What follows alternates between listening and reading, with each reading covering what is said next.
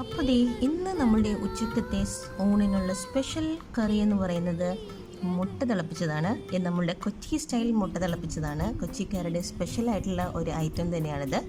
അപ്പം ഇതെങ്ങനെയാണ് ചെയ്യുന്നത് നമുക്ക് ജസ്റ്റ് ഒന്ന് കണ്ടു നോക്കാം. വേറൊന്നുമല്ല, നമ്മൾ ആവശ്യത്തിന് സവാള എടുത്തിട്ടുണ്ട്. നമ്മൾ ഓയിലിട്ട് അതൊന്ന് കുറച്ച് ഉപ്പിട്ട് വഴറ്റിയെടുക്കുന്നുണ്ട്. അതിനുശേഷം നമ്മൾ അതിലേക്ക് കുറച്ച് ഒരു 1/4 ടീസ്പൂൺ മഞ്ഞൾ പൊടി ആഡ് ചെയ്യുക, ഒരു 1/4 ടീസ്പൂൺ മുളക് പൊടി ആഡ് ചെയ്യുക, അതുപോലെ 1 ടീസ്പൂൺ കുരുമുളക് പൊടിയും ആഡ് ചെയ്ത് അതിനെ ഒന്ന് മൂപ്പിച്ചെടുക്കുക. അതിനുശേഷം നമ്മളതിലേക്ക് ഒരു 2 ഗ്ലാസ് വെള്ളം ഒഴിക്കുക. വെള്ളം വെട്ടിത്തിളച്ച് വന്നു കഴിയുമ്പോൾ നമ്മളതിലേക്ക് നമ്മളുടെ മുട്ട പൊട്ടിച്ചിടുക. അപ്പം ഞാനിവിടെ 2 കോഴിമുട്ടയും ഒരു താറാമുട്ടയാണ് പൊട്ടിച്ചിടുന്നത്.